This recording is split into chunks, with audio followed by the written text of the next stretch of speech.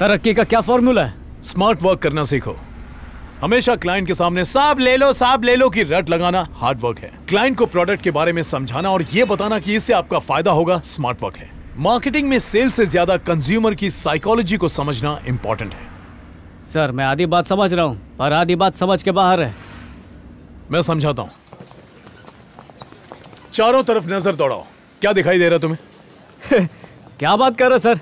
बच्चे को भी पूछेंगे तो वो भी बता देगा कि ये सुपरमार्केट है। सुपरमार्केट ही सुपर मार्केटिंग है। मैं तुम्हें अभी समझाता हूँ। जब भी आप सुपरमार्केट में एंटर करते हो तो आपकी नजर अट्रैक्टिव चीज पर पड़ती है, जैसे कि वो स्पॉट बहुत ही अट्रैक्टिव है, वहां हमारे सारे प्रोडक्ट्स रखे हैं। इसके बाद आती है स्मेल यानी खुशबू की बारी।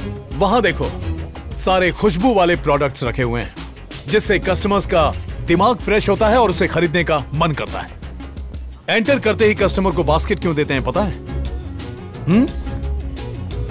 ताकि हाथ में न पकड़े, बास्केट में रखे। अगर कोई सिर्फ एक चीज खरीदने के इरादे से आया हो तो खाली बास्केट से उसे शर्म आएगी और वो और चीजें खरीदेगा। अच्छा तुम्हें पता है नीचे की तरफ बिस्किट्स, चॉकलेट्स, मफिन्स, ये सारी चीजें क्यों रखी जाती हैं? ताकि बच्चों के हाथ आसानी से पहुंच जाएं। ये लो बेटा। जरूरत की चीजें जैसे आटा, चावल, दाल, गेहूं, वो सब अंदर की तरफ रखा होता है, लेकिन कस्टमर के यहाँ से वहां तक पहुंचने के पहले उसका मन ललचाएगा और वो गैर जरूरी चीजों को भी खरीद लेगा। एक और गौर करने वाली बात, तुम्हें विंडो दिखाई दे रहा है? नहीं सर। तुम्हें घड़ी नजर आ रही है? नहीं ना? ताकि कस्टमर को कीमती वक्त गुजरने का एहसास ही ना हो। इतना ही नहीं, हर सुपरमार्केट में एंट्री एक तरफ से होगी तो एग्जिट दूसरी तरफ से, ताकि जाते जाते कस्टमर फालतू चीजों को भी खरीद ले। एक और बात है, कुछ ललचाने वाली चीजें काउंटर के पास भी रखी होंगी ताकि बच्चे जिद करें और उनके माँ बाप खरीदने के लिए मजबूर हो जाएं। वहां देखो एक टीवी भी लगा है, उस पर हमारे कॉम्पिटिटर न्यू फेडोरा के एड्स चल रहे हैं। ध्यान से देखो, इसमें प्रोडक्ट्स के नाम नहीं आ रहे हैं। ये सब कस्टमर को उकसाने के लिए है। हमारे ब्रांड मैनेजर भी इस गुत्थी को नहीं सुलझा पाए। मार्केटिंग एक पजल है। मार्केटिंग शतरंज की चाल की तरह। अभी तो सिर्फ 10% बताया। Marketing is everywhere. हमारे जीवन में भी जन्म से लेकर मरने तक एक एक बात में, यहाँ तक कि बच्चे का खाना, जूते, कपड़े, स्कूल से लेकर उसकी शादी तक हर कदम पे मार्केटिंग की जरूरत होती है। So nothing is impossible in marketing. तो अब से तुम हर कदम पे मार्केटिंग करो। सर मैं मार्केटिंग की दुनिया को हिला के रख दूंगा। मेरे को आदि ने समझाया कि काम को बोझा समझ के नहीं, हलवा समझ के करने का। वो ट्रक खाली करने का ज्यादा पैसे मांग रहा है। मैंने बोला कम कर तो जा रहा है। मैं फ्री में कर देता हूँ ना सर। इसने अपनी कंपनी के प्रोडक्ट्स को आगे रख दिया और दूसरी कंपनियों के प्रोडक्ट को छुपा दिया। अगर उसके बताए रास्ते पर आंख बंद करके मेहनत करता रहा ना तो बहुत ऊपर जाऊंगा, और तुम लोग भी जा सकते हो। जिंदगी पलटी खा जाएगी। आओ इधर आओ बच्चे लोग। नेक्स्ट टाइम मिलोगे तो ऑर्डर दे दूंगा। सर पिछली बार भी यही बोला था। मेरा विश्वास करो, अगली बार मिलोगे तो पक्का दे दूंगा।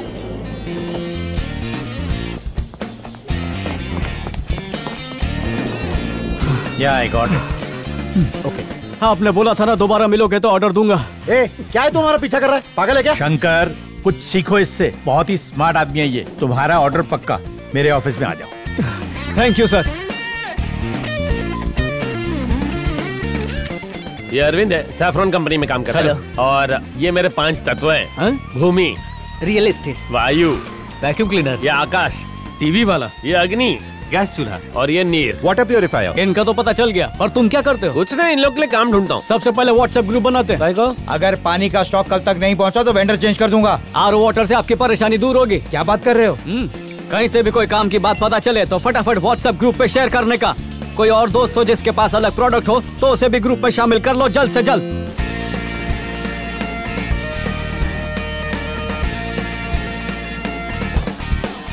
हाय हाय, अरे अरविंद की माँ, तूने एक बेटा क्यों पैदा किया रे? आई अच्छा करती ना। तेरे से बोल रही है लगता है।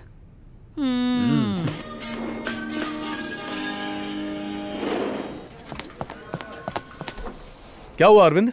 सर वो फेडोरा का जो ऐड है ना, उसको शायद मैं समझ गया। क्या समझे? देखो सर, ये सूरज को गाय के जैसे सींग है और ये ब्लू कलर के गाय के थन है। इन दोनों को जोड़ेंगे तो ऐसा लगता है कि कोई दूध का प्रोडक्ट होएगा, पर ये सूरज का क्या मतलब है ये मेरे को नहीं समझा।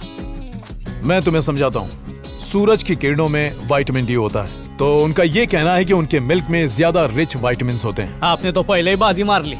इतने अच्छे से तो ऐड बनाने वाला भी नहीं समझा पाता। पूरा महीना कितना खर्चा हुआ उसका हिसाब लिखिए, मैं देख ले। ए आई, कुछ भी मत बोल। मैं क्या तेरे से पैसे का हिसाब मांगूंगा? तूने कभी अपनी दी हुई कुर्बानियों का हिसाब रखा है क्या? मैं औलाद है, जल्लाद नहीं जो पैसों के लिए माँ पे शक करेगा। लेकिन हिसाब में वो 3000 हे रुपए। आई, 3000 बचे हो या 30,000, सब तेरे ही चे। आयश कर। अरे घोल की बचा नहीं है तेरे को 3000 मुझको और देने के। 3000 का शॉर्टेज हो रहा। पैसा खत्म।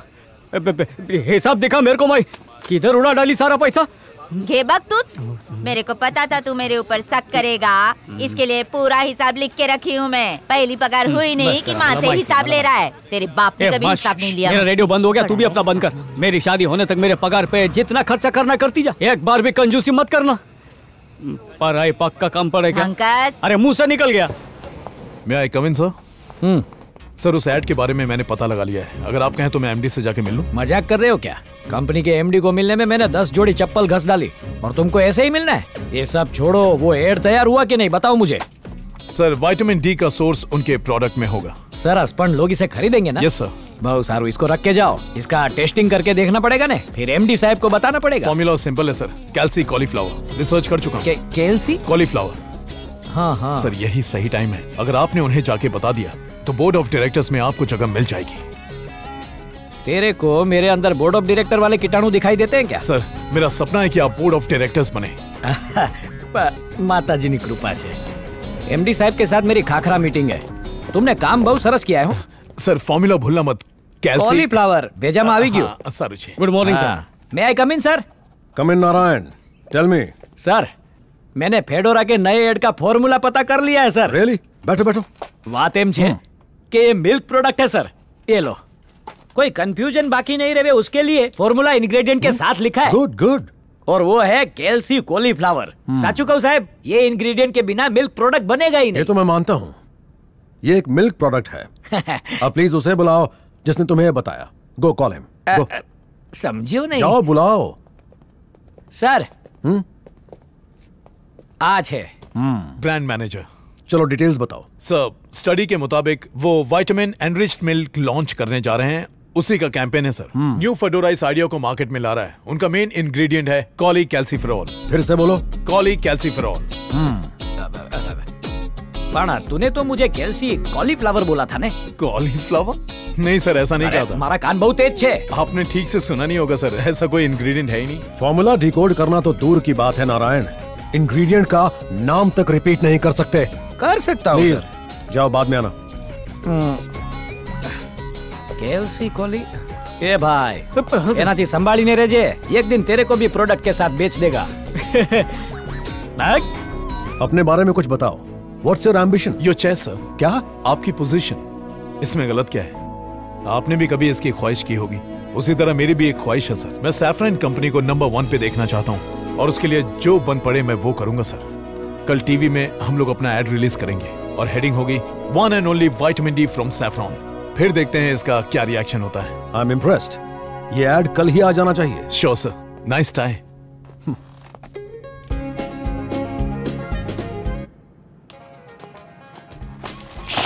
हमारा नंबर 1 प्रोजेक्ट कैसे लीक हो गया? सैफरन को मात देने के लिए ये मेरा तुरुप का इक्का था। किसने लीक किया? यहाँ से लीक नहीं हुआ सर। दिन ब दिन हमारी पोजीशन नीचे जा रही है, हमारी हर कोशिश नाकाम हो रही है। सर क्या हमारे आदमी उनके बोर्ड ऑफ डायरेक्टर्स में जाएगी? Yes super sir. मुझे ये प्रोजेक्ट नहीं चाहिए। Close this project. सर इस प्रोजेक्ट में हमने करोड़ों रुपए इन्वेस्ट किए हैं, इसे बंद करने से सारे पैसे डूब जाएंगे। यानी फिर से इस इंडस्ट्री में सेकंड पोजीशन पर रहूंगा? पोजीशन से ज्यादा इज्जत का सवाल है, नए सिरे से सोचना होगा। पर गद्दार को कोई माफी नहीं। बत्ती का बिल भरने के लिए 500 रुपए और चाहिए। माँ कहीं गुजराती क्लासेस ज्वाइन करके थोड़ा पैसा बचाना सीख। धूप में तो और चिकनी दिख रही है। आई मेम साहब को बोलते छुट्टा काम वाली छुट्टी पे जा रही है। बेटे को इतनी पगार मिलती है कि ब्लाउज कम पड़ रहा है। मेम साहब को बोल फेसबुक पे कम बैठे और वॉश बेसिन के पास ज्यादा। अच्छे बर्तन धोएगी तभी लाइक्स मिलेंगे। यहाँ से नहीं तो चमाट खाएगा। तार की तरह लंबा हो गया लेकिन दिमाग से बच्चा ही छे। चल फुट, अभी यहाँ से लेट हो गया तो पगार कट जाएगी।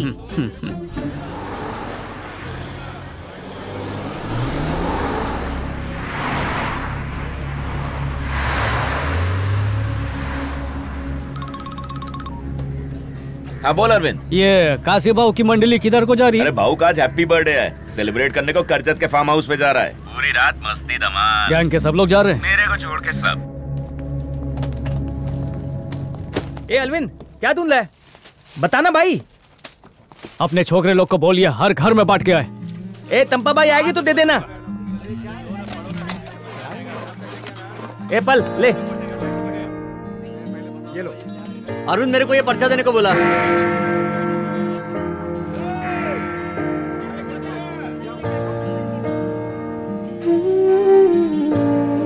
बहुत टाइम से इसी दिन का इंतजार था।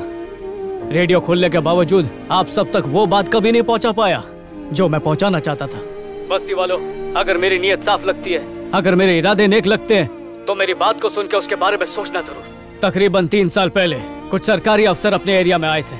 काशी भाव ने हम सबको डराया, बोला कि वो हमको निकालने के लिए आए हैं, और हम सब ने मिलकर उनको भगा दिया। वो हमारी बस्ती को खाली कराने नहीं आए थे, बस्ती बसाने आए थे। यकीन नहीं हो रहा ना? आपके हाथ में जो कागज है वो आपके घर के कागज है।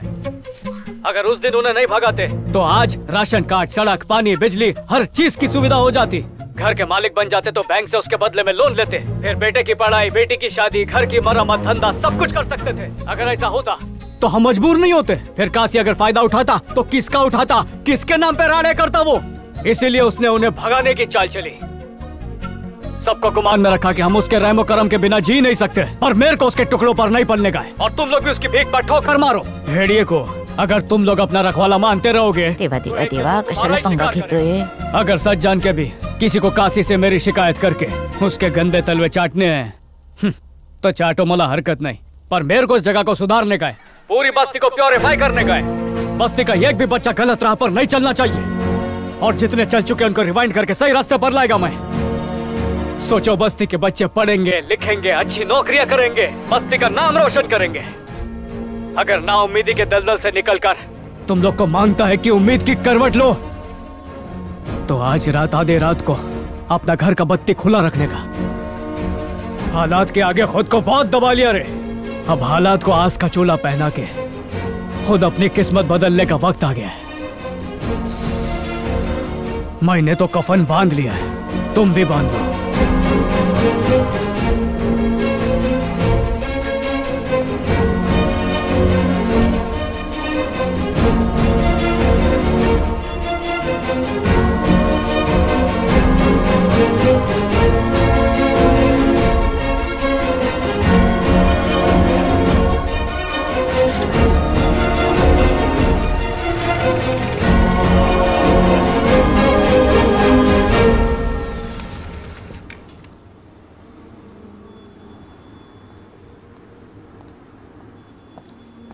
कौन है रे? मैं हूँ, तेरे रेडियो की फैन। क्या हुआ? काशी के डर से तेरी हवा निकल गई? काय रे, नींद नहीं आ रही है? अरे कैसी बातें करते हो? यहाँ पे इतना अच्छा फ्री में शो होने वाला है और मैं चादर ओढ़ के सो जाऊँ? बस्ती की हालत तेरे को रियलिटी शो लग रही है। तेरे को क्या लगता है ये लोग आधी रात को तेरे लिए बत्ती जलाएंगे? यही तो उनकी परीक्षा है। मेरे को भी पता चल जाएगा कि सपोर्ट करते हैं कि नहीं। उन्होंने बत्तियां जलाई तो सबके लिए लड़ूंगा, और अगर नहीं जलाई तो मराठा अकेले लड़ेगा। समाइला, ये काशी किधर से आ गया? ये काशी सुन, जानबूझ करके नहीं किया रे। मैंने तेरे को सब कुछ बताया ना। बेटे को हाथ नहीं लगाना, मैं बोलता हूँ मेरे बेटे। मुंडी अंदर ले, चुप। अपन के मना करने के बाद भी तूने अपना रेडियो चालू किया। खुद तेरी माँ बोल रही है। काशी भाव, मेरे को जो बोलने का है ना वो। अब रेडियो पे क्या बोला पहले वो बता।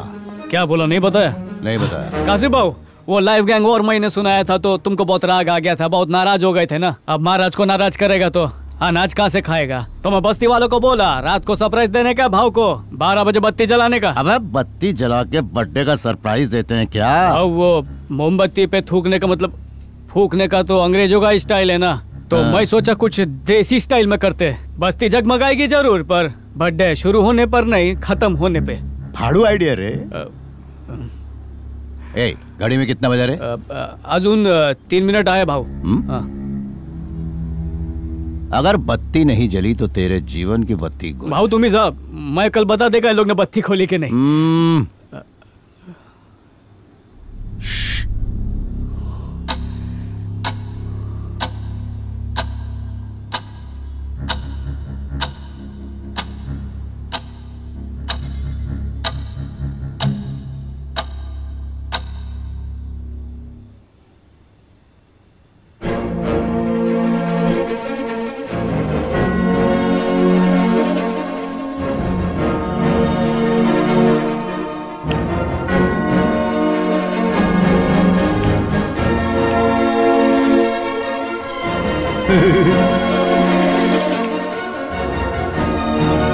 किती वेळ झाला?